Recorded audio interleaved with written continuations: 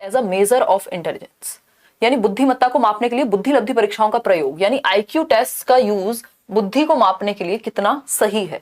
मतलब कुछ लोग हैं जो कहते हैं भाई आईक्यू से पता लग जाएगा कि आप कितने बुद्धिमान हैं, कुछ लोग हैं जो इसके खिलाफ हैं, जैसे कि हार्वर्ड गार्डनर, वो कहेंगे ये सही पैमाना नहीं है आईक्यू से बुद्धि का पता लगाना। हो सकता है किसी का आईक्यू स्कोर कम हो बट वो म्यूजिक में बहुत अच्छा कर जाए, वो किसी और चीज में बहुत अच्छा कर जाए, वो गार्डनिंग में बहुत अच्छा हो, वो लोगों को समझने में बहुत अच्छा हो, वो भाषा में बहुत अच्छा हो, है ना।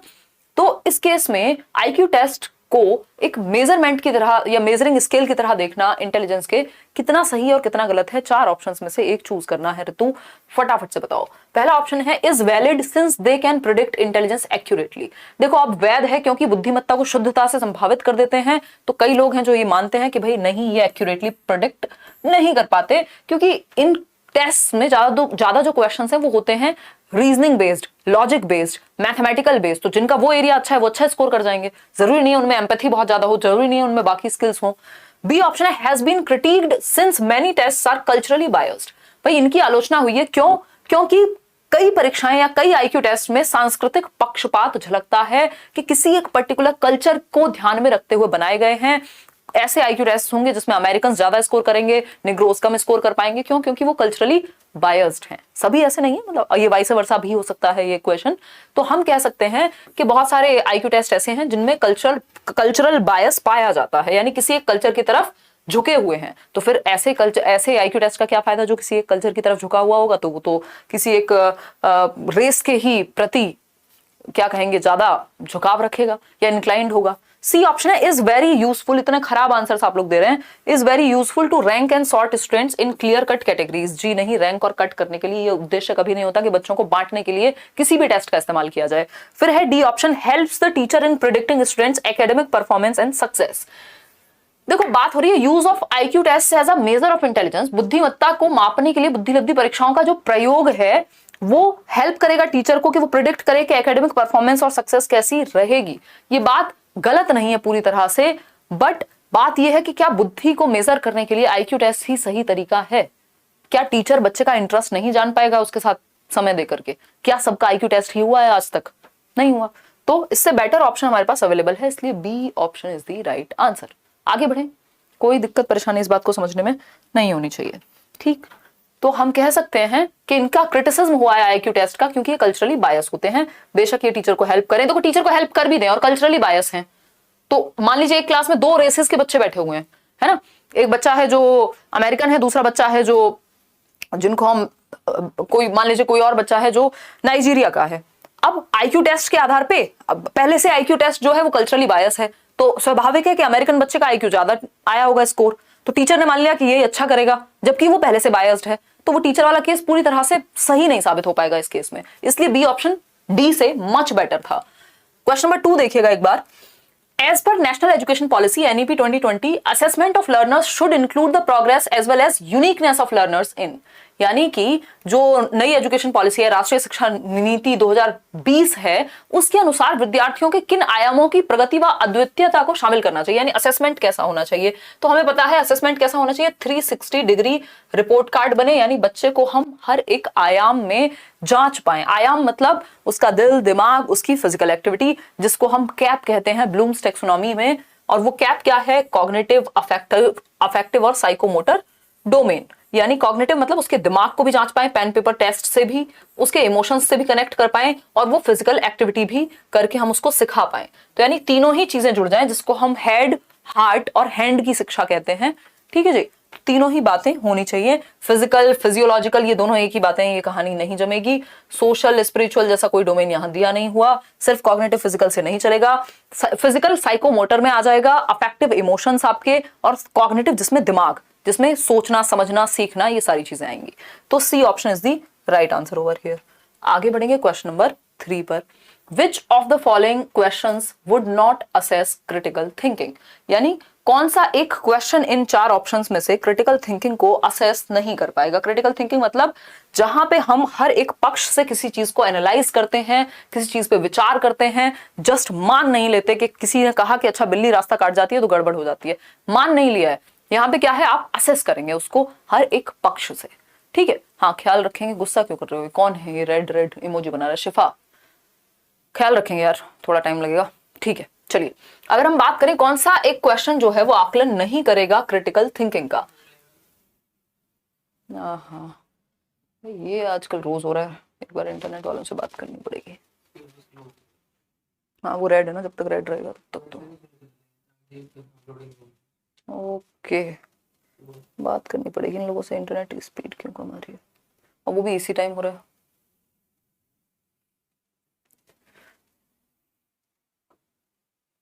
देखना एक बार, आजकल पता नहीं कुछ बारिश की वजह से क्या हुआ है, इंटरनेट तो हमारा 300 Gbps चलता है, पता नहीं क्या हुआ। देखिए एक बार अगर हम बात करें तो कौन सा एक क्वेश्चन क्रिटिकल थिंकिंग को असेस नहीं करेगा, यानी जिसमें अलग अलग तरह से विचार शामिल नहीं होगा। तो पहला ऑप्शन है find the value of x if the equation is 2x is equal to 12। तो इसमें कौन सी क्रिटिकल थिंकिंग लगेगी, सिर्फ आपको क्या करना है, ये 2 से कट जाएगा, 6 टाइम्स x की वैल्यू 6 आ गई, इसमें कोई क्रिटिकल थिंकिंग नहीं लगी, सिंपल फॉर्मूला अप्लाई किया, कोई भी क्रिटिकल थिंकिंग, कुछ कोई विचार नहीं देना पड़ा, कोई दिमाग पे जोर नहीं डालना पड़ा, कोई एनालिसिस नहीं लगा, कोई विश्लेषण, कोई संश्लेषण कुछ नहीं लगा, कोई इवैल्यूएशन नहीं, कोई एनालिसिस नहीं, कोई एप्लीकेशन नहीं, कोई नॉलेज नहीं, कोई अंडरस्टैंडिंग नहीं, कुछ नहीं। ठीक है, तो ये जो है ये क्रिटिकल थिंकिंग को अप्लाई नहीं करता, ये सिर्फ फैक्चुअल थिंकिंग पे कि आपके फैक्ट्स कितने क्लियर हैं, आपको प्रोसीजर कितने से अच्छा आता है। ठीक है राजन कुमार, चलिए बी ऑप्शन देखिए, think of the reasons for rise in level of pollution and explore possible solutions. Question यदि ये पूछा जाए बच्चे से कि प्रदूषण के बढ़ते स्तर का कारण सोचिए और उसके संभावित समाधान ढूंढिए, इसमें क्रिटिकल थिंकिंग लगेगी। बच्चे को हर दिशा में सोचना पड़ेगा कि किन किन रीजन से पॉल्यूशन बढ़ रहा है, जो आपका प्रदूषण है उसको कम कैसे करें। अच्छा फैक्ट्रीज भी बंद नहीं कर सकते, नहीं तो काम रुक जाएगा। अच्छा गाड़ियां भी बंद नहीं कर सकते, अच्छा लेकिन ये करना चाहिए कि पब्लिक ट्रांसपोर्ट का यूज करना चाहिए। फिर कोई कहेगा कि यार पब्लिक ट्रांसपोर्ट का यूज करेंगे इतना समय लगता है, टाइम पे मिलते नहीं है, कोई इमरजेंसी हो तो घर में तो कुछ तो एक कार तो होनी चाहिए। ये सब क्या है, इसमें दिमाग लगेगा, इसमें क्रिटिकल थिंकिंग लगेगी, आपको हर पक्ष पे सोचना पड़ेगा। तो ये तो बिल्कुल क्रिटिकल थिंकिंग वाला ही क्वेश्चन है, लेकिन पूछा था कि कौन सा नहीं है, तो वो ए ऑप्शन होगा, जिसमें सिर्फ एक समीकरण दे दिया और एक्स का मान ज्ञात करना है। इसमें प्रोसीजरल नॉलेज लगेगी, इसमें आपकी फैक्चुअल थिंकिंग लगेगी, कोई क्रिटिकल थिंकिंग यहाँ नहीं लगने वाली है। या तो आपको आता है या तो आपको नहीं आता, आपके सोचने से कुछ नहीं होने वाला है यहाँ, जो ए ऑप्शन है। What measures can be suggested to promote religious harmony. अगर ये क्वेश्चन किसी से पूछा जाए, बच्चों से पूछा जाए कि धार्मिक सद्भावना को बढ़ाने के लिए क्या चीजों के सुझाव आप देना चाहेंगे, तो लोग बताएंगे कि भाई सभी धर्मों के लोगों को इस तरह सोचना चाहिए, कभी मिलना चाहिए, अपने अपने विचार देने चाहिए, है ना। तो अलग अलग बातें कहेंगे, मतलब दिमाग पे जोर डालेंगे, सोचेंगे critically. Can there be a proof of Pythagoras theorem using Vedic mathematics, यानी वैदिक गणित का उपयोग करके क्या पाइथागोरस प्रमेय का प्रमाण दिया जा सकता है। अब इसमें भी दिमाग लगेगा कि भाई आप वैदिक मैथमेटिक्स कुछ कॉन्सेप्ट जानते होंगे, तो वो लगाएंगे, ये सोचेंगे हो सकता है कि नहीं हो सकता ये सोचेंगे। तो यहाँ पे भी क्रिटिकल थिंकिंग है। सिर्फ ए ऑप्शन ऐसा है जहां सिर्फ फैक्चुअल थिंकिंग है, कोई क्रिटिकल थिंकिंग नहीं है, तो ए ऑप्शन ही सही है, क्योंकि वही गलत है और पूछा ही गलत था, इसलिए गलत ही सही है। ठीक है जी, क्वेश्चन नंबर 4 देखिएगा एक बार। क्वेश्चन नंबर 4 क्या कहता है समझिए एक बार। क्वेश्चन नंबर 4 कहता है in order to cater to individual differences in हर classroom a teacher should. Individual differences यानी व्यक्तिगत विभिन्नताओं वाले बच्चे हैं, अलग अलग ढंग से, अलग अलग संप्रदाय से, अलग अलग भाषा बोलने वाले बच्चे हैं, अलग अलग इंटरेस्ट रखने वाले बच्चे हैं, तो उनको कैसे सिखाएंगे। 4 ऑप्शंस हैं, फटाफट से चूज करके बताओ, फिर हम आगे बढ़ेंगे। आपके कारण सीडीपी बहुत अच्छा हो गया है मेरा, थैंक यू मैम। अश्विनी खमारी कह रहे हैं, thank you so much Ashwini, मुझे अच्छा लगता है ये सारे फीडबैक देख करके आप लोगों के। और अभी तो हम बहुत छोटे छोटे ऐसे कॉन्सेप्ट्स हैं जो यूट्यूब पे करने वाले हैं आने वाले समय में। थोड़ा सा समय मुझे दीजिए ताकि मैं जो क्लासेस चल रही हैं, जो बाकी चीजें चल रही हैं और जो जितनी भी चीजें चल रही हैं वो सब मैनेज होके कुछ नया भी हो पाए। चलिए अभी एग्जाम है भी नहीं, अच्छा हाँ रीट का एग्जाम है ना आपका, उस पर काम करेंगे। पॉइंट आउट द इकोनॉमिक, उसके लिए ना रीट के लिए आप एक प्लेलिस्ट बनी हुई है ब्लैक बोर्ड पे, मैंने पूरा चैप्टर्स कराए हुए हैं, वो जरूर देख लेना। Pedagogy full course for REET and UP TET something YouTube पे मिल जाएगा आपको, लेट्स लर्न पे, तो वो प्लेलिस्ट आप देख सकते हैं सीडीपी के लिए। और क्वेश्चंस में और भी प्रैक्टिस कराऊंगी, ये क्वेश्चंस भी आपको डायरेक्टली हेल्प करेंगे। देखिए पहला ऑप्शन देखिए, point out the economic background and caste of all learners in the classroom. मतलब आप क्या हैं, आपसे खराब इंसान नहीं है अगर आप इंडिविजुअल डिफरेंसेस का ध्यान ये करके रख रहे हैं कि आप बच्चों का, अरे तुम फलानी जाति से हो, तुम इस संप्रदाय से हो, बच्चों को पॉइंट आउट नहीं करना होता, तो ये तो गलत हो गया। Give learners opportunities to share their experiences in the class and value them, ये बात बिल्कुल सही है कि आप बच्चों को वो अवसर देंगे जहां वो अपने अनुभव शेयर कर सकें सबके साथ, कि वो कहीं गए थे या वो घर में कैसे महसूस करते हैं, उनके यहाँ कैसे कोई त्योहार मनाया जाता है, उनके यहाँ कौन सी भाषा बोली जाती है, कैसे खाना खाया जाता है, ये सब चीजें अच्छी हैं, ये तो ओके बात है, बिल्कुल करना चाहिए, ट्रू है इंडिविजुअल डिफरेंसेस, क्योंकि अलग अलग इंडिविजुअल्स होंगे, उनमें डिफरेंसेस होंगे, वो अपनी बात को कहेंगे, तो उसमें कोई नुकसान नहीं है। सी ऑप्शन है intentionally exclude diverse cultural perspectives in the classroom, यानी जानबूझ के विविध सांस्कृतिक परिप्रेक्ष्यों का कक्षा में बहिष्कार करेंगे। मतलब आप क्या करेंगे, एक्सक्लूड करेंगे, अरे तुम्हारे जाति समूह, तुम्हारा कल्चर बेकार है, तुमको हटाते हैं, ये वाला नहीं, ये वाला पसंद है हमें, ये भी गड़बड़ है। तो सिर्फ बी ऑप्शन सही हुआ। अब यहां अगर आप देखोगे तो बी का कहीं ऑप्शन ही नहीं है ना, सिर्फ बी का ऑप्शन ही नहीं है। तो या तो हम इसमें ए हटा ही दें यहां से और सिर्फ ए ऑप्शन को ही सही मान लें, है ना। ये पेपर में क्वेश्चन आपका आया हुआ है और इसमें फ्री का नंबर सबको मिला है। क्यों? क्योंकि इसमें सही उत्तर इन्होंने दिया ही नहीं है। तो क्वेश्चन में जो गलती होती है वो एग्जामिनर से भी होती है बनाने में और ये सब चीजों में। तो इसका आंसर ए होगा। देखो सेकंड और थर्ड नहीं हो सकते क्योंकि ये भी गलत है और ये ए भी गलत है, सिर्फ बी ही सही है। सी कह रहा है कि इंटेंशनली अलग कर दो कुछ बच्चों को जो डाइवर्स कल्चरल पर्सपेक्टिव रखते हैं, उनको साइड कर दो, एक्सक्लूड नहीं करना बच्चे को। तो ए ऑप्शन हम यहाँ पे मान लेते हैं, जिसमें से फर्स्ट ऑप्शन हटा देंगे हम। समझ पा रहे हो ना बात को? इसमें सबको नंबर मिलना चाहिए। आगे बढ़ते हैं, क्वेश्चन नंबर 5 देखिएगा। ये टाइपिंग मिस्टेक नहीं है, आपके पेपर में ही मिस्टेक थी, इसलिए मैंने आपके सामने ये डिस्कस किया है ताकि आपको दिमाग में रहे ये चीजें कि गलतियां पेपर में भी हो सकती हैं लोगों से। क्वेश्चन नंबर 5 देखिए, learning of students from disadvantaged sections should be promoted. Disadvantaged sections पे बात आज हो रही थी पेडागोजी स्पेशल बैच में शाम की क्लास में, है ना। डिसएडवांटेज्ड सेक्शन मतलब सुविधाहीन समुदाय या फिर जिनको वंचित रखा गया है, डेप्राइव्ड वर्ग जो है एक सेक्शन है सोसाइटी का, चाहे वो कास्ट के बेसिस पे हो, सोशियो इकोनॉमिक स्टेटस के बेसिस पे हो, उनको इंक्लूड करने के बेसिस पे हो, रंग के बेसिस पे हो, जाति के बेसिस पे हो, ठीक है। तो learning of students from disadvantaged section, सुविधाहीन समुदाय वाले बच्चों को हम कैसे सिखाएं। Asking them to keep home tuitions, भाई होम ट्यूशंस का कोई सेंस है इस बात की, है ना। ट्यूशंस तो वैसे भी प्रमोट किए नहीं जाते और गवर्नमेंट अगर आप टीचर हैं तो ट्यूशन आपको अलाउड भी नहीं है पढ़ाना, आरटीई कहता ही है, ठीक है। क्लियर है बात? चलिए आगे बढ़ते हैं। Giving them lot of recall based worksheets, recall based नहीं, रिकॉल का मतलब हो गया रटना, ठीक है, बस याद करने वाला नहीं, एक्टिविटी बेस्ड। फिर आएगा C option, inducing fear and shame of failure, यानी बच्चों में असफलता का डर डाल दो और अगर फेल हो जाए तो इतनी उनको शर्म आनी चाहिए कि जीवन उनको खराब लगना चाहिए। तो ये तो दुष्टता का प्रतीक है एज अ टीचर कि आप क्या है भाई, फेल होना सामान्य बात है, कोई भी फेल हो सकता है, इंसान फेल होता है, गलतियां होती हैं इंसान से। तो डर नहीं बिठाना बच्चे में फेलियर को लेकर के।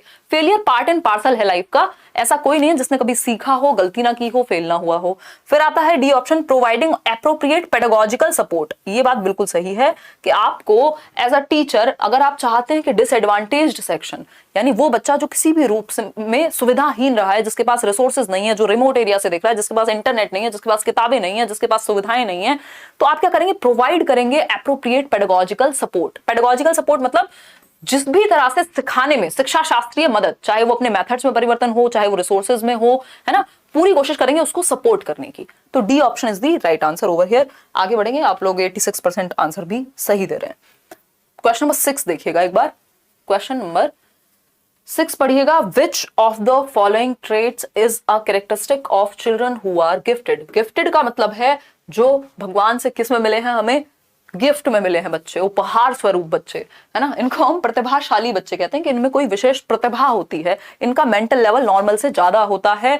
ये 3 तरह के गिफ्टेड बच्चे होते हैं, क्रिएटिव हो सकते हैं, टैलेंटेड हो सकते हैं और इंटेलेक्चुअली ब्राइट, जिनका आईक्यू ज्यादा होता है ना। तो आईक्यू ज्यादा मतलब 140 प्लस आईक्यू है, 130 प्लस आईक्यू है। अब इस केस में गिफ्टेड की पहचान कैसे है, highly superior social skills and maturity as compare to their peers, यानी समकक्षों की तुलना में उच्च सामाजिक कौशल व परिपक्वता होगी। बी है लो परजर्वेरेंस इन टास्क्स, भाई परजर्वेरेंस होती है, जब तक तोड़ेंगे नहीं तब तक छोड़ेंगे नहीं वाला एटीट्यूड होता है, इनमें कमिटमेंट होती है, परजर्वेरेंस होती है, ये आसानी से नहीं छोड़ते, जिस भी टास्क करते हैं उसको कंप्लीट करते हैं। क्यूरियोसिटी एंड इनक्यूजिटिवनेस, कौतूहल व जिज्ञासा, बिल्कुल सही बात है। Choice of lower order thinking, नहीं, हायर ऑर्डर थिंकिंग इनमें होती है क्योंकि इनका मेंटल लेवल जो है वो हाई है, ठीक, तो ये भी गलत हो गया। अब बात आती है कि which of the following traits is a characteristic of children who are gifted. अब हमारे पास या तो ए ऑप्शन है या सी ऑप्शन है, समझते हैं। प्रतिभाशाली विद्यार्थियों के क्या अभिलक्षण हैं, समकक्षों की तुलना में उच्च सामाजिक कौशल व परिपक्वता, यानी highly superior social skills and maturity as compare to their peers. बात तो सही है बट सुपीरियर ठीक है। क्यूरियोसिटी एंड इंक्यूजिटिवनेस, कौतूहल व जिज्ञासा, तो जो ज्यादा पॉजिटिव आंसर है वो सी है, पूरी तरह से गलत ए को भी नहीं कह सकते, और ज्यादा जो सही होगा वो आपकी, क्योंकि अब ये पता नहीं है इन्होंने किस सेंस में कहा है, क्योंकि दूसरों की तुलना में गिफ्टेड है, ये थोड़ा सा गड़बड़ भी लगता है और ये सही भी है क्योंकि ऐसा होता भी है, तो ये दोनों ही सही माने जाएंगे, बट सी ज्यादा बेहतर और पॉजिटिव है और आपके जो आंसर की है उसने भी इसी को सही माना है। क्या वो है क्यूरियोसिटी एंड इंक्विजिटिवनेस, यानी इनकी जो क्यूरियोसिटी है, जो इनकी जिज्ञासा है वो ज्यादा होती है ना, और इनमें क्वेश्चन करने की क्षमता भी ज्यादा होती है। तो सी के साथ जाएंगे, गलत ए भी नहीं है, बिल्कुल सही मानेंगे उसको, बट सही उत्तर कंसिडर किया है सी को। ऐसा पेडागोजी में कई बार हो सकता है। क्वेश्चन नंबर 7 देखिएगा। क्वेश्चन नंबर इस तरह क्वेश्चन में फिर मतलब क्या कहें, एक तरह से गैम्बल हो जाता है कि हो सकता है आपने जो चूज किया हो वही सही मान ले एग्जामिनर, और हो सकता है कि मोर अप्रोप्रिएट आपका सच में वही हो जो सी ऑप्शन है ना, तो वो मोर अप्रोप्रिएट पॉजिटिव साइड लेके जा रहा है, तो इसलिए कह सकते हैं। क्वेश्चन नंबर 7 देखिए, special education in special schools for students with learning difficulties, यानी अधिगम कठिनाई महसूस करने वाले अधिगमकर्ताओं के लिए विशिष्ट विद्यालयों में विशिष्ट शिक्षा, यानी वो बच्चे जिनको लर्निंग डिफिकल्टी होती है, मतलब सीखने में कोई भी कठिनाई होती है, तो उनके लिए उन्हें स्पेशल स्कूल में भेज देना और स्पेशल क्लासेस दिलाना, ये कहां तक उचित है? तो ये बिल्कुल भी उचित नहीं है, क्योंकि आज की डेट में हम इंक्लूसिव एजुकेशन की बात करते हैं। इंक्लूसिव एजुकेशन बोले तो सभी को एक छत के नीचे शिक्षा, एजुकेशन फॉर ऑल, चाहे किसी को लर्निंग डिफिकल्टी है, किसी को देखने में दिक्कत है, किसी को चलने में दिक्कत है, एनीथिंग। ठीक है जी, चलिए। कई लोग गुस्सा कर रहे हैं उन लोगों पे जो लाइक करना भूल जाते हैं, बट मैं गुस्सा नहीं करूंगी, याद दिला दूंगी आपको। बस हम लोग 4,500 लोग जुड़ चुके हैं और 1800 लोगों ने लाइक किया, तो लाइक शेयर सब्सक्राइब करते रहिए। अगर सेशन पसंद आ रहा हो, कुछ दिमाग तक जा रहा हो, हेल्प हो रही हो, नहीं भी मन कर रहा तो कोई बात नहीं, कोई फर्क नहीं पड़ता। आ जाओ क्वेश्चन नंबर 7 पे फटाफट से। इंग्लिश पेडागोजी जितनी पढ़ाई है सफिशिएंट है मैम? हाँ, सीटेट के लेवल के लिए सफिशिएंट है शोभित, बस प्रीवियस ईयर साथ में कर लेना, बाकी इस बार पेपर आएगा तो और नए ढंग से भी करा दूंगी, डोंट वरी, है ना। देखिए एक बार, अगर हम बात करें special education in special school, even वो रीट में भी हेल्प कर जाएगी। स्पेशल एजुकेशन ये बिल्कुल भी उचित नहीं है, क्योंकि इंक्लूसिव एजुकेशन की बात हो रही है। Is not desirable since it can be overly restrictive for the learners. बिल्कुल सही बात है कि आपने जस्ट एक माहौल दे दिया, वांछनीय नहीं है, क्योंकि यह अधिगमकर्ताओं के लिए बेहद प्रतिबंधक है कि आपने जरा सी लर्निंग डिफिकल्टी हुई और स्पेशल स्कूल भेज दिया और वो अलग थलग होकर पढ़ रहे हैं, सेक्लूड होकर पढ़ रहे हैं, जबकि इंक्लूड होकर पढ़ना था। हर तरह के बच्चे को क्लास में होना चाहिए था इंक्लूसिव एजुकेशन के तहत, तो डिजायरेबल तो हो ही नहीं सकती, है ना, कोई सेंस ही नहीं है बाकी बातों का। तो आगे बढ़ते हैं, फिर भी अगर पढ़ने का मन करे तो देख लीजिए। Is desirable so that learners with learning difficulties are segregated, segregate करना ही नहीं होता बच्चे को, है ना, सेग्रीगेट करना ही नहीं होता, इंक्लूड करना है। Segregation is against the law of nature. With learning difficulties centres around only vocationalisation, learning difficulty है तो सिर्फ वोकेशनलाइजेशन, यानी सिर्फ उनको बस काम चलाना सिखाएंगे, ऐसा तो नहीं है, या सिर्फ वोकेशन सिखाएंगे, ऐसा भी नहीं है, सीख सकते हैं वो। Is not desirable since it is expensive, कोई सेंस नहीं है इस बात का। चलो आगे बढ़ते हैं क्वेश्चन नंबर 8 पर। क्वेश्चन नंबर 8 देखिएगा एक बार। क्वेश्चन नंबर 8 देखिए। ओहो, एक मिनट रुको यार,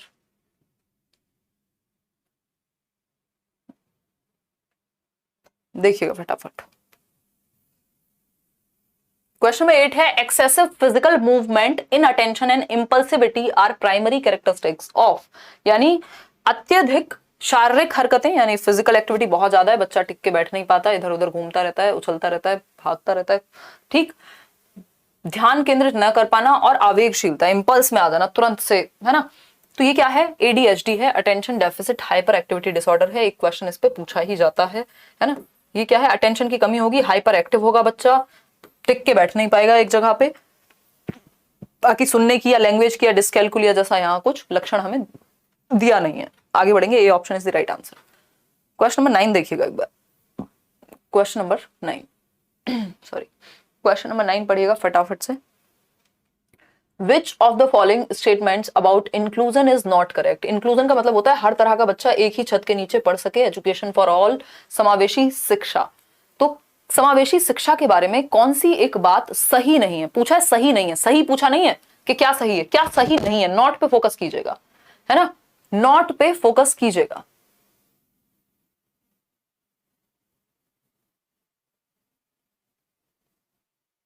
लक्ष्य आपका तो फील्ड ही बिल्कुल अलग है।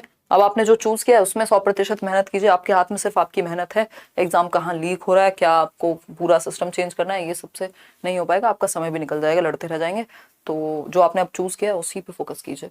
चलिए आते हैं, देखिए क्वेश्चन नंबर 9, कौन सी एक बात करेक्ट नहीं है? आप लोग कह रहे हैं 53% लोग A option, inclusion means providing choice and options for learners amidst and array of activities and experiences, यानी समावेशन का अर्थ है शिक्षार्थियों के लिए कार्य क्रियाकलापों और अनुभवों की व्यूह रचना में बीच बीच में चयन और विकल्प प्रदान करना। क्या दिक्कत है, ठीक है ये तो। Inclusion implies accepting all learners without imposing normative standards, हाँ जो स्टैंडर्ड्स बने हुए हैं उनको जबरदस्ती इंप्लाई नहीं करना होता, बच्चे की नीड के अनुसार चलना होता है। सी ऑप्शन है inclusion involves investing in categorisation and labelling of learners based on their academic abilities. ये इंक्लूजन नहीं हो सकता, क्यों? क्योंकि लेबल नहीं किया जाता इंक्लूसिव एजुकेशन में बच्चे को, है ना, कैटेगराइज बांटा नहीं जाता, सेक्लूड नहीं किया जाता। ध्यान से पढ़ते नहीं हो आप लोग, है ना, सबने ए ऑप्शन दे दिया था आंख बंद करके।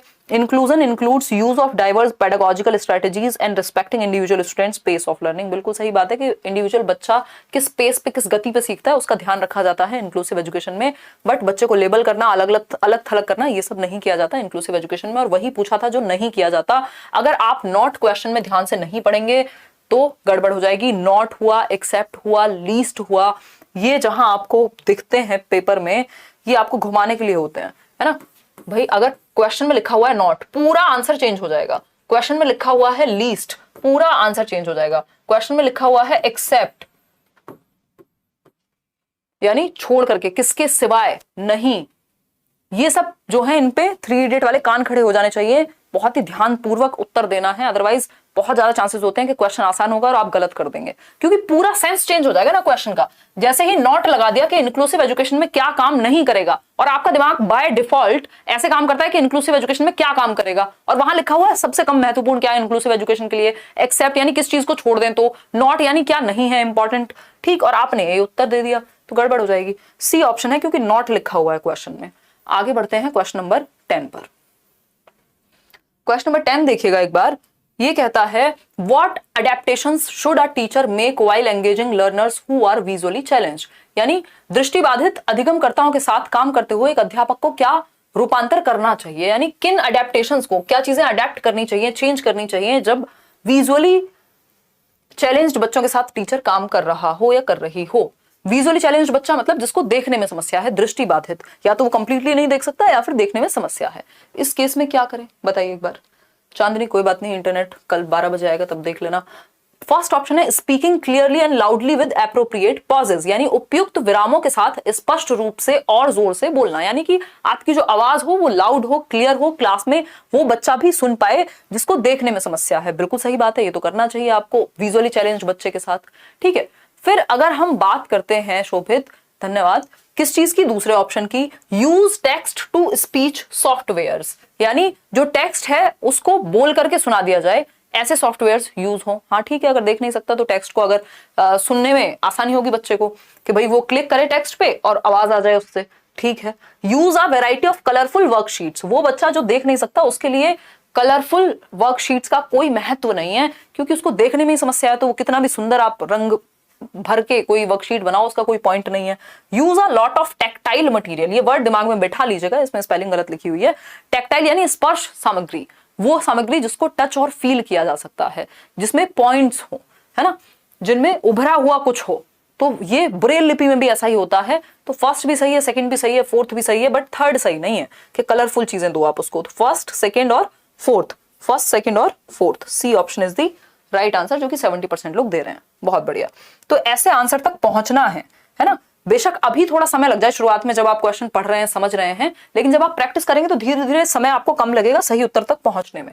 विच ऑफ द फॉलोइंग, और जल्दबाजी करनी है प्रैक्टिस में, वो भी जल्दबाजी नहीं करनी। वो कौन सा कोई ऐड आया था ना, जल्दी करनी है, जल्दबाजी नहीं करनी, कि मतलब आप स्पीड से तो सॉल्व कर पाए लेकिन गड़बड़ ना कर जाए उस स्पीड के चक्कर में, ऐसा नहीं होना चाहिए क्वेश्चन में। क्वेश्चन नंबर 11 है विच of the following कैरेक्टराइजेस a socio constructivist classroom, यानी कौन सी एक बात सामाजिक रचनावादी कक्ष की विशेषता है। सोशियो कंस्ट्रक्टिविस्ट यानी जहां बच्चे ग्रुप में क्या कर रहे होंगे, कंस्ट्रक्शन कर रहे होंगे, सीख रहे होंगे। वाइगॉस्की को याद कीजिए। फिक्स्ड नहीं होगा आपका सीटिंग अरेंजमेंट, फ्लेक्सिबल होगा। Teacher giving instructions and expecting the learners to be passively obedient, बच्चा पैसिव नहीं होना चाहिए, ये भी गलत। मेमोराइजेशन ऑफ फैक्ट्स, रट्टे नहीं लगवाने, सिर्फ डी ऑप्शन ही बचा है यहां सही। वो क्या है, एक मिनट रुकिएगा, वो है आपका learners discussing on topic while working in a group, जहां बच्चे एक्टिव हैं वो भी ग्रुप में एक्टिव हैं, तो सोशियो कंस्ट्रक्टिविस्ट हो गया। क्यों? क्योंकि सोसाइटी के साथ ग्रुप में बच्चे नॉलेज को कंस्ट्रक्ट कर रहे हैं, सिंपल, ठीक है। ये आपको देखना पड़ेगा डायमंड, डिग्री का पूरा नाम बताओ, क्योंकि अगर टीचिंग ट्रेनिंग है कोई भी, क्योंकि आजकल बहुत सारे इंटीग्रेटेड कोर्स हैं ना, तो नाम बहुत सारे हो गए हैं। तो अगर आपकी टीचिंग ट्रेनिंग है तब तो आप ऑफ कोर्स दे पाओगे, अगर नहीं है कोई और कोर्स है ये इलेक्ट्रॉनिक्स जैसा, तब नहीं दे पाओगे, है ना। चलिए आगे बढ़ते हैं। क्वेश्चन नंबर 12 देखिएगा। क्वेश्चन नंबर 12 देखिएगा, क्या कहता है question number 12, a student does not perform well in school, a teacher needs to. यानी एक बच्चा जो है, वो एक विद्यार्थी स्कूल में अच्छा प्रदर्शन नहीं कर पाता है, तो एक शिक्षिका को क्या करना चाहिए, बताइए क्या करना चाहिए, है ना। ये जितने भी लोग गुड नाइट कर करके जा रहे हैं सोने, जिनका इंटरनेट खत्म हो गया, लाइक करके जाना है, ठीक है, चाहे इंटरनेट खत्म हो बचा हो, है ना। देखो एक बार, एक मिनट रुको, मैं कमेंट पढ़ लेती हूँ। आपकी ईवीएस की सीरीज बहुत सफिशिएंट रहेगी क्या सीटेट के लिए? मोर देन, थोड़ा कुछ चीजें अलग हुई हैं, वो प्रीवियस ईयर में सॉल्व करा दूंगी, उससे कवर हो जाएगा अंकिता, ठीक है। मॉक टेस्ट में थोड़ी हेल्प करिए। चलो मैं एक बार आज उसको चेक करूंगी क्या समस्या आ रही है आपको, स्पेशल क्लास रीड के लिए लगा देंगे। और बताओ, केवीएस का भी कोर्स अवेलेबल नहीं है दिव्या, D++ भी शायद अवेलेबल है, और सीटेट और पेडागोजी स्पेशल पढ़ सकते हो इतने आप। ए ऑप्शन कह रहे हैं 93% लोग। एक बच्चा जो अच्छा परफॉर्म नहीं कर रहा है स्कूल में, तो टीचर को क्या करना चाहिए? पेरेंट्स को ब्लेम करना चाहिए? जी नहीं। शेम करना चाहिए बच्चे को? जी नहीं। Refer the student to special school, भैया कोई भी बच्चा हो, कितनी भी अलग तरह का हो, इंक्लूसिव स्कूल मतलब एक रेगुलर स्कूल में पढ़ेगा सभी बच्चों के साथ। वो जमाने गए जब आप कहते थे अच्छा बच्चे को दिखाई नहीं देता, एक काम करो ब्लाइंड स्कूल में लेके जाओ, वो नहीं चलेगा अब। राइट टू एजुकेशन कहता है किसी भी आधार पे आप बच्चे को एडमिशन देने से या पढ़ाने से एक रेगुलर स्कूल में रोक नहीं सकते, ठीक। तो एनालाइज द सिस्टम, शिक्षक को क्या करना चाहिए? शिक्षा व्यवस्था तंत्र का विश्लेषण करना चाहिए कि हमारे सिस्टम में तो कुछ ऐसी प्रॉब्लम नहीं है जिसकी वजह से बच्चा परफॉर्म नहीं कर पा रहा है, हम उसको ठीक से सिखा नहीं पा रहे। तो आपको सिस्टम में या खुद में प्रॉब्लम्स देखनी, बच्चे के पेरेंट्स में, बच्चे में प्रॉब्लम्स नहीं ढूंढनी। तो ए option is the right answer. आगे बढ़ेंगे, क्वेश्चन नंबर है हमारा 13। ध्यान से पढ़िएगा, बड़ा क्वेश्चन है। पेडागोजी में क्वेश्चंस की लैंग्वेज थोड़ी लेंदी हो जाती है कई बार। Internalisation of continuous experiences of not understanding and blaming the self for inability to learn and perform in the classroom can potentially result in. यानी कक्षा में समझ न बना पाने के सतत अनुभवों और सीखने पाने की असमर्थता व निष्पादन न कर पाने के लिए स्वयं को उत्तरदायी दोषी ठहराना। मतलब आप कोई चीज नहीं समझ पा रहे हो क्लासरूम में, ठीक है, तो इसके लिए आप खुद को ही ब्लेम कर रहे हो कि मुझे समझ क्यों नहीं आ रहा। Inability to learn and perform in the classroom, आप अच्छा परफॉर्म नहीं कर पा रहे हो क्लासरूम में, तो ही खुद को ही ब्लेम कर रहे हो। ये चीज अगर आप बार बार करते हो कि हर चीज पे आप खुद को ब्लेम कर रहे हो कि यार मुझे समझ नहीं आ रहा, समझ नहीं आ रहा, मेरी गलती है, मेरी गलती है ना, मैं सीख क्यों नहीं पा रहा हूं, मैं परफॉर्म क्यों नहीं कर पा रहा हूं, भाई या तो आपको उसके सॉल्यूशंस ढूंढने हैं। सॉल्यूशंस क्या होंगे कि आप हो सकता है किसी और टीचर से पढ़ के देख लें, या फिर चलिए घर पे किसी की हेल्प ले लें, टीचर्स को से और थोड़ा एक्स्ट्रा टाइम मांग लें, है ना, अपने किसी दोस्त से समझने की कोशिश करें। बट खुद को ब्लेम करते रहने से क्या होगा? लर्नड हेल्पलेसनेस आ जाएगी। तो ये लर्नड हेल्पलेसनेस में क्या होगा? अधिगम असहायता का भाव। जब आप बार बार किसी चीज में फेल होते हैं या बार बार कहीं पे आप हर चीज में खुद को ही ब्लेम करते हैं, तो एक टाइम ऐसा आएगा कि आप सॉल्यूशन ओरिएंटेड ना होकर सिर्फ प्रॉब्लम ओरिएंटेड हो जाएंगे। और इसमें जब कई बार आपके अनुभव खराब हो जाते हैं, चाहे वो है ना, मैं कई बार एग्जांपल देती हूँ, हंसी मजाक में याद रह जाता है हमें कि कई बार ब्रेकअप हो जाए तो इंसान को लगता है कि यार अब तो कोई रिश्ता चलेगा ही नहीं, ठीक। तो वो लर्नड हेल्पलेसनेस आ जाती है कि कई बार फेल हुए किसी चीज को करने में, किसी एग्जाम को देने में, वो आपको लग रहा है मेरा तो होगा ही नहीं, बजाय कि आप उसके सॉल्यूशंस ढूंढें कि कहाँ गलती है, वो एनालाइज करें। तो इसको लर्नड हेल्पलेसनेस कहते हैं, जब व्यक्ति खुद को ही ब्लेम करना शुरू कर देता है। बाकी मोटिवेशन टू लर्न नहीं है, ये मास्टरी ओरिएंटेशन होता है। जब आप मास्टर बनना चाहते हैं किसी एक चीज में, belief in incremental view of ability just opposite है इसका, कि आप ये मानते हैं कि एबिलिटी को बढ़ाया जा सकता है मेहनत करके। अगर आप ऐसा मानेंगे तो आप में लर्नड हेल्पलेसनेस नहीं आएगी, क्योंकि आप फिर ये सोचेंगे कि इस बार अच्छा करूंगा। क्वेश्चन नंबर 14 देखिएगा, एक है कथन और दूसरा है उसका रीजन यानी तर्क। फटाफट से जवाब दीजिएगा ध्यान से। एक कथन है और दूसरा है उसका रीजन। क्या कथन है भाई? कथन है a teacher should not design learning tasks that encourage children to seek out knowledge from sites other than the textbook. यानी टीचर को ऐसा टास्क देना ही नहीं चाहिए जिसमें किताब के अलावा बच्चे को कहीं दुनिया की किसी साइट पे देखना पड़े। तो भाई बच्चों को किताब से थोड़ी ना रट्टे लगवाने, वो साइट पे देखे, वो किसी से क्वेश्चन पूछे, वो सर्वे करे, वो दुनिया में कहीं भी सीखे, डिस्कवरी करके, ऐसे ही तो टास्क देने हैं जिसमें थोड़ा सा डी एम्फेसाइज कर पाए, हम टेक्स्ट बुक से हट के भी उसको सोचने पे मजबूर कर पाए। तो ये तो गलत हो गई बात। इसका रीजन क्या है? Learning and knowledge is transmitted and not sought और कंस्ट्रक्टेड। कि भैया जो नॉलेज है वो तो भरी जाती है, एक ट्रांसमीटर है व्यक्ति और उसमें नॉलेज भर दो, भरी नहीं जाती, नॉलेज कंस्ट्रक्ट की जाती है, उसकी रचना की जाती है, ठीक है। तो ये दोनों ही बातें गलत हो गई। तो सिंपल आंसर डी है कि भाई both A and R are false, दोनों ही बातें गलत है, दोनों में से एक का भी आधार सही नहीं है। क्वेश्चन नंबर 15 देखिएगा, मीनिंगफुल लर्निंग टेक्स। भाई दो तरह की लर्निंग हम जनरली देखते हैं, एक होती है रोट लर्निंग, रट्टा, जिसको हम कहते हैं कि भाई बस भर लो दिमाग में, रिकॉल बेस्ड। दूसरा होता है मीनिंगफुल लर्निंग, जिसमें हम बच्चे के जीवन से जोड़ते हैं, ऐसे उदाहरण देते हैं, ऐसी एक्टिविटी देते हैं जिससे रियल लाइफ से जुड़ जाए लर्निंग, वो अर्थपूर्ण हो जाए। जब कोई भी चीज आपकी लाइफ से जुड़ जाती है तो आपके लिए मीनिंगफुल हो जाती है। ठीक, तो देखिए मीनिंगफुल लर्निंग में क्या होना चाहिए।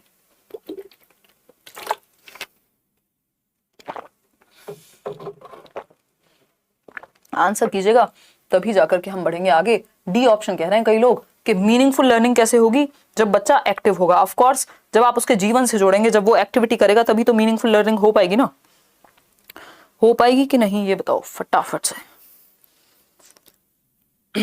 चलिए आते हैं। खैर, अगर हम बात करते हैं मीनिंगफुल लर्निंग की, तो ये लीनियर रेदर देन स्पाइरल। देखो लर्निंग लीनियर नहीं हो सकती, डेवलपमेंट लीनियर नहीं हो सकता। स्पाइरल होता है आगे पीछे आगे पीछे, स्पाइरल होगा, लीनियर नहीं होगा। ऐसा नहीं हो सकता स्ट्रेट लाइन में चलें चीजें। आज आपने कुछ सीखा है, कल वही थोड़ा ज्यादा सीखेंगे, फिर पीछे आएंगे, जो कल सीखा था उसको ठीक करेंगे, फिर अचानक से हो सकता है आप सीधा जंप मार जाएं, आगे बढ़ जाएं। When teachers dismiss emotional aspects of students, कोई मीनिंगफुल लर्निंग नहीं होती। यदि बच्चे के इमोशंस को साइड कर दिया जाएगा, उसको कनेक्ट नहीं करेंगे आप, तो नहीं मजा आएगा। थ्रू डायरेक्ट इंटरेक्शंस, इंस्ट्रक्शंस, दिमाग में भर दो डायरेक्ट, वो भी सही तरीका नहीं है। Through active interactions of students with the environment, बच्चे को एक्टिव रखिए। जहां बच्चा एक्टिव है वहां मीनिंगफुल लर्निंग है, वहां बढ़िया लर्निंग है, वहां बेस्ट लर्निंग है, वही बेस्ट ऑप्शन है।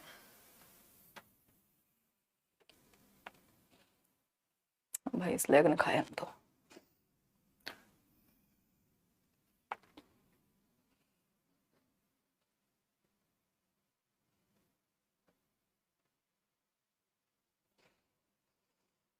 देखना एक बार, लैग है, कुछ इंटरनेट का इशू हो जाता है पता नहीं इस टाइम। तो डी ऑप्शन है, जहां बच्चा एक्टिव है वही बेस्ट ऑप्शन है। एक काम करते हैं, आज के लिए इतना ही रखते हैं, कल करेंगे आगे के क्वेश्चंस, क्योंकि ये फिर से लैग करेगा तो मजा खराब हो जाएगा सीखने का। ठीक है, कल फ्राइडे है ना, हाँ कल तो सेशन है ही आपका, कल करेंगे 20 क्वेश्चंस। आज इतना ही रखते हैं क्योंकि फिर से अटकेगा, तो कल एक बार मैं इसको चेक कर